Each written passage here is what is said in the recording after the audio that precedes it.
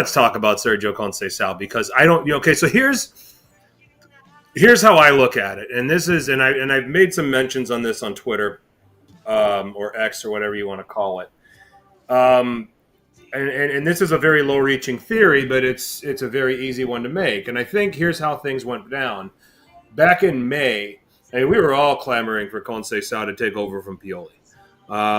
Here on the podcast, I know many Milan fans. That was the number one guy. That's who everybody wanted. And I think something happened with the sporting side of it. Guys like Furlani and Ibrahimovic and Scaloni and had a long look at everything, and probably there might have been something with how they liked how Fonseca interviewed, his plan, how he wanted to do things, how he did things at Lille, and maybe there was some convincing that he got to Cardinale to say, hey, we think Fonseca's the guy. Let's go with him. I think I want to say nobody is ever going to admit this over at Milanello. I think Cardinale pulled the plug on this, and because I have a feeling that Cardinale wanted Conceiçao and pulled the plug on this. That's just my theory, or it could be the other way around. The sporting guys might have wanted Conceiçao, and Cardinale said, "Hey, I'm kind of familiar with Fonseca's work. I own a club in France, and he has done more with less over at Lille." And yes, and we said this, and I said this on this podcast. Fonseca got Lille to fourth in Ligue 1 last season, and people fourth in Ligue 1. That Lille squad was probably the 10th most talented in that league last season. Okay, when you looked at all of them when you collected all of them on paper and took a look at it. All right, so he overachieved with Lille, and people thought, okay, he can do that to some extent at Milan. It didn't work out. The players didn't buy in. Clashes with the star players, benching the star players, everything in between. And somebody who just said, okay, we're pulling the plug and we're bringing in Conceiçao. Conceiçao walks right in and comes to the first training he can possibly get involved in. He doesn't screw around. He doesn't say, hey, you got a crew there that can just take care of the team through the Super Coppa. He said, no, I want to take this now. And I thought it was I'm not a big believer in changing managers mid-season. I made that clear last year with Pioli.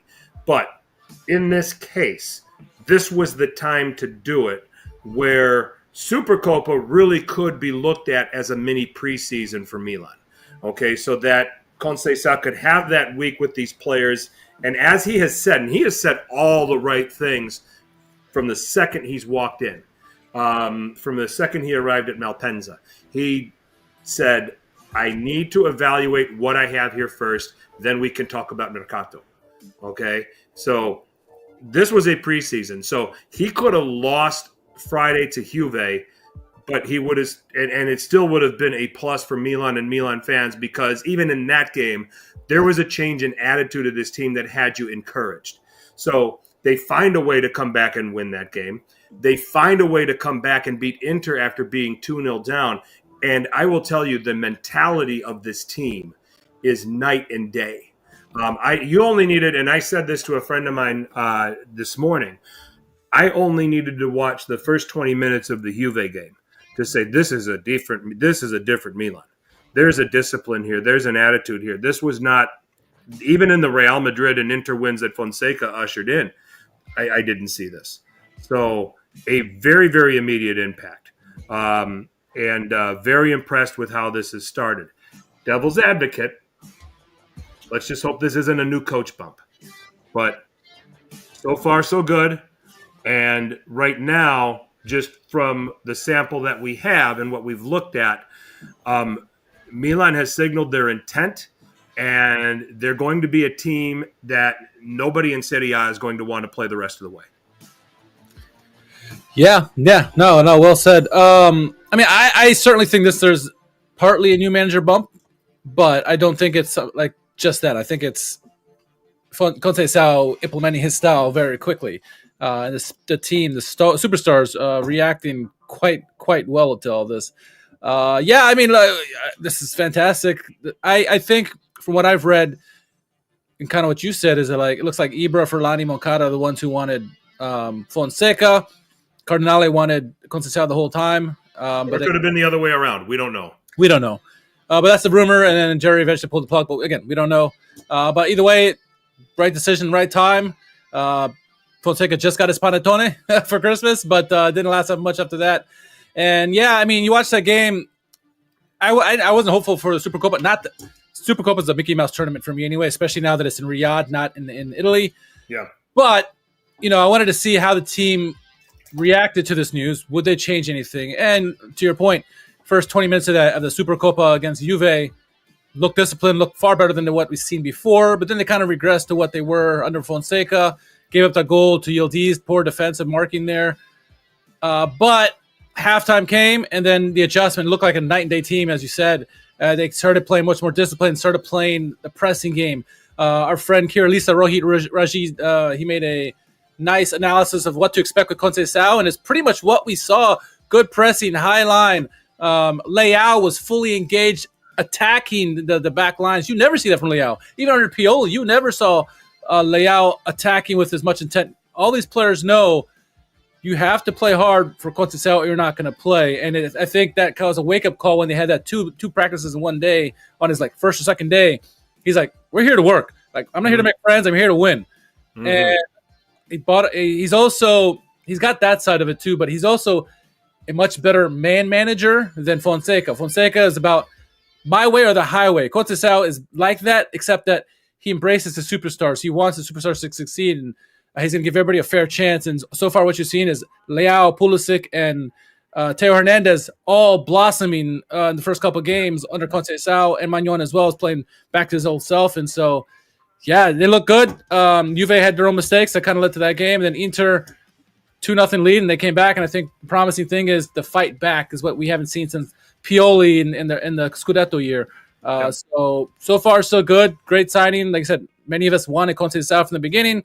But he's here now, and we'll see what he can do. I'm not totally convinced it's going to be a super high trajectory up, but I think there will be massive improvement than what we saw under Fonseca. Yeah, for sure. Everything's back in play for Milan now, maybe except for winning the Scudetto, but top four is very much back in play, especially when you're starting to see some of these teams slip that I said a month ago the other shoe was going to drop. Teams like Fiorentina, teams like Lazio, to an extent, Udinese is starting to fall off now a little bit after playing reasonably well. I just found that it was pretty unsustainable for many of these teams, and now we're starting to see that. I even think that this could potentially be unsustainable for Atalanta. I don't know if they can keep up season long what they're doing.